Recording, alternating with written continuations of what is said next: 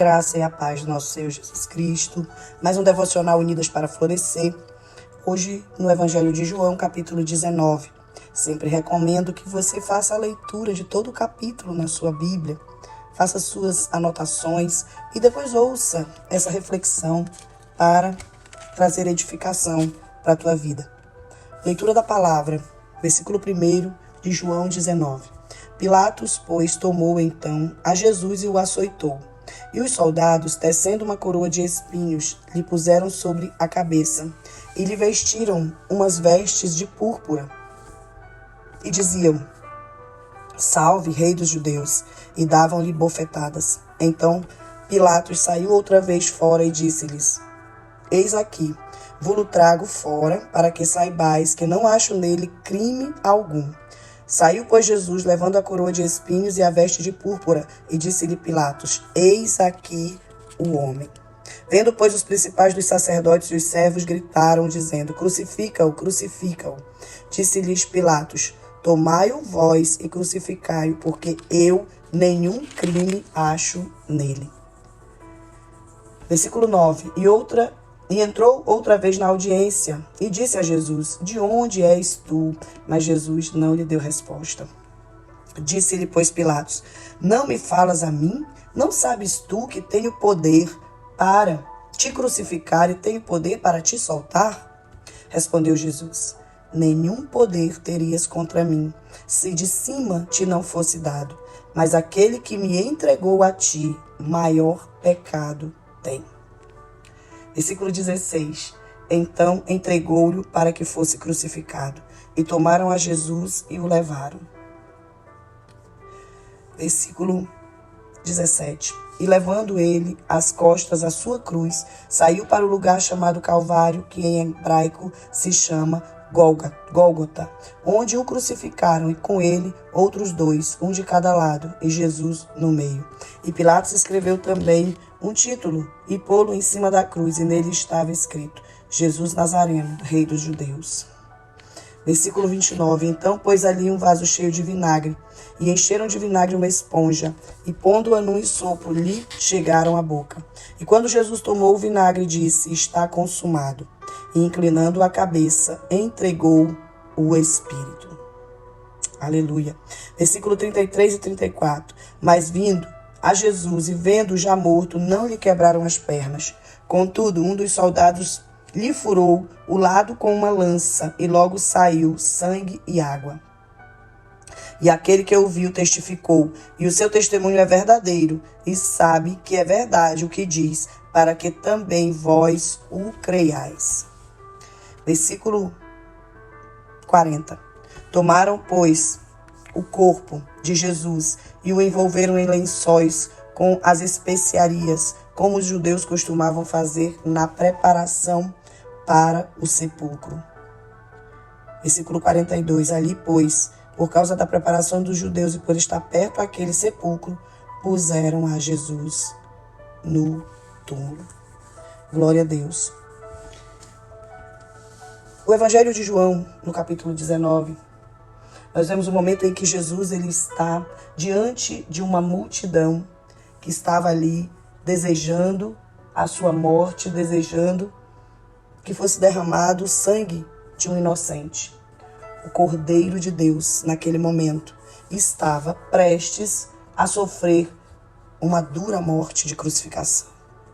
Mas, até lá, ele suportou a rejeição da humanidade, sua afronta e toda a loucura daquele povo judeu que desejava ali a sua morte.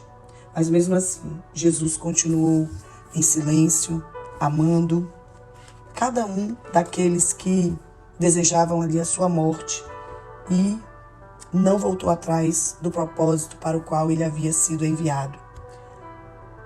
E ali a gente vê que a inocência de Jesus era algo tão real que o próprio Pilatos, um homem duro, um homem que não tinha compaixão, ele fica indeciso porque ele não vê pecado em Jesus.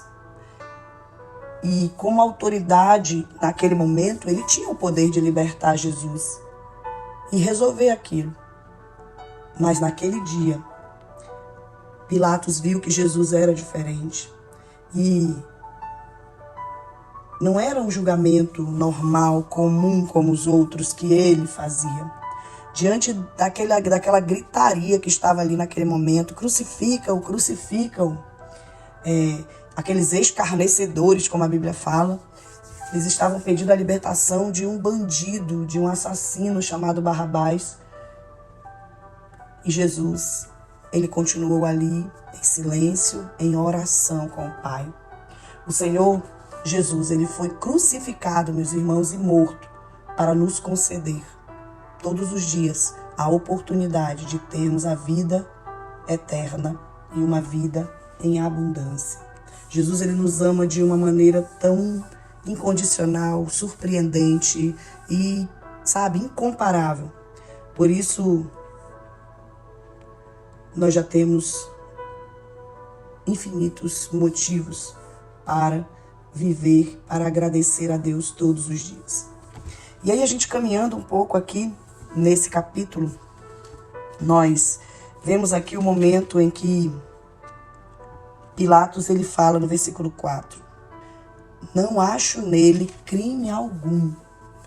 Pilatos estava ali indeciso, inseguro quanto àquele julgamento. E tanto que ele joga para os próprios judeus.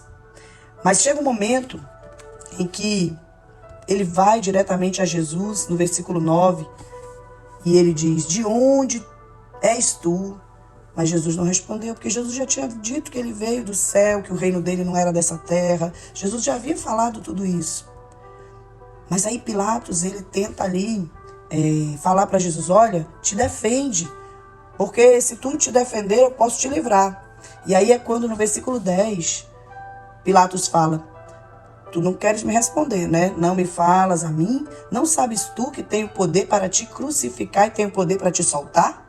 E aí sim Jesus responde. Porque, irmãos, irmãs, eu sei que essa reflexão tem alcançado tanto homens e mulheres, mas eu quero dizer uma coisa para você. Às vezes nós tememos o homem. E esse texto, essa passagem desse momento aqui, antes da morte de Jesus, você vê que Jesus ele deixa bem claro que ele não teme ao homem, que tudo o que está acontecendo na vida dele naquele momento, aquela humilhação, aquela crucificação, está dentro de um propósito divino, eterno. E olha a resposta de Jesus, e eu quero que você tome posse dessa palavra nesse dia de reflexão.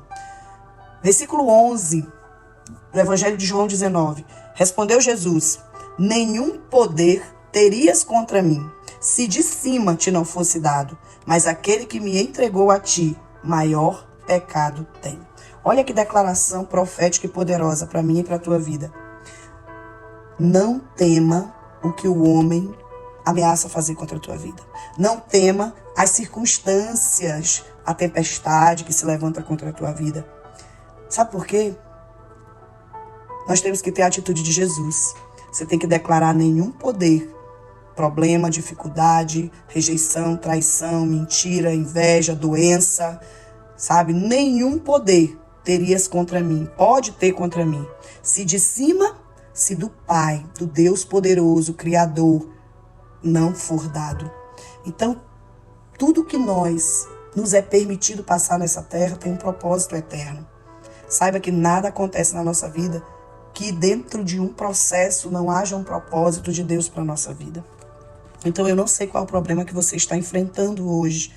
Se é o teu casamento, se é você jovem que está passando uma desilusão amorosa ou uma desilusão de uma amizade, você está se sentindo excluído, talvez, dos teus amigos, talvez você esteja enfrentando uma doença, uma enfermidade que já foi dito que não tem jeito, ou teu casamento está destruído, você não vê mais restauração, não sei.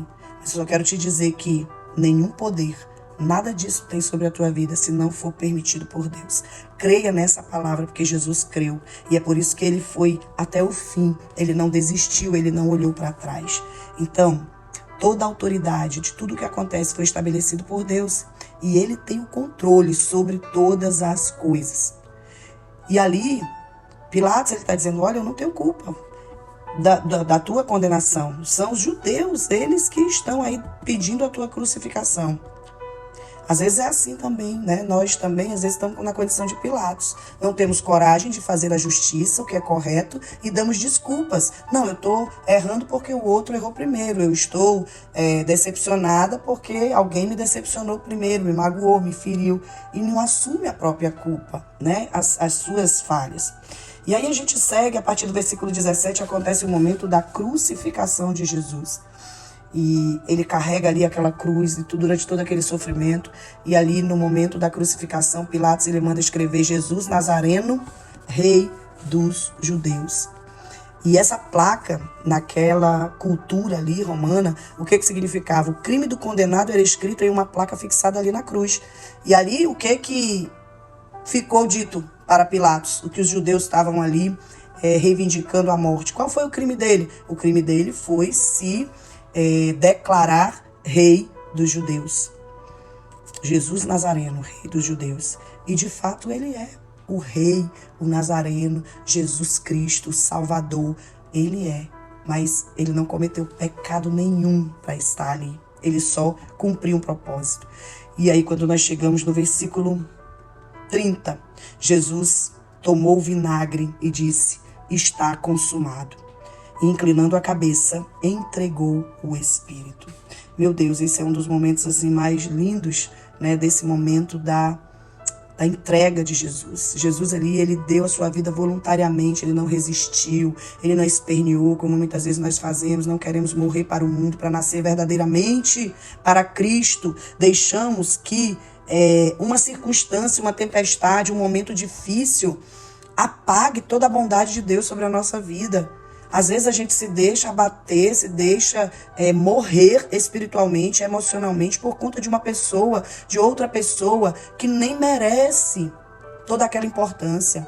Porque Jesus é que é merecedor de toda a nossa dedicação, entrega. Ele sim. Mas por causa de uma desilusão, de uma circunstância, a gente quer negar Jesus. Por causa de uma doença, quer, não vou mais servir a Deus. Por causa de um desentendimento, algo que não agradou você larga tudo. Não, nós não podemos. Jesus não deixou que isso jamais entrasse no seu coração. Ele foi até o fim. Ele foi até o fim. E eu acho interessante quando fala aqui no versículo 34, contudo, um dos soldados lhe furou o lado com uma lança e logo saiu sangue e água.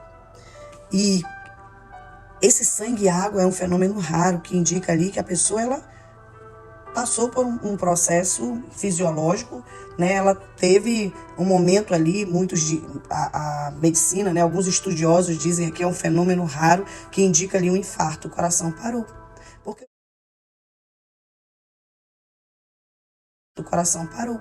Porque o espírito voltou para o Pai. É assim que acaba a vida. O espírito, o fôlego de vida volta ali, né, retirado, volta para Deus de onde veio. E quando sai esse sangue e água, eu penso que remete ao início do ministério de Jesus, quando ele desce ali as águas, quando ele é batizado, né, aqui no versículo 34, né, remete a esse momento de água, do batismo, da purificação. Como ele disse para Nicodemos, é necessário nascer de novo da água e do Espírito. E o sangue é esse momento da crucificação, o sangue de Jesus derramado ali na cruz do Calvário. E a gente vê essa confirmação quando nós lemos em 1 João capítulo 5, versículo 6, que aqui João diz: este é aquele que veio por água e sangue, isto é, Jesus Cristo, não só por água, mas por água e por sangue. O Espírito é o que testifica, porque o Espírito é a verdade. Então, eu entendo que essa expressão, ela faz ali alusão ao batismo de Jesus no início do seu ministério e a sua morte na cruz ali do Calvário.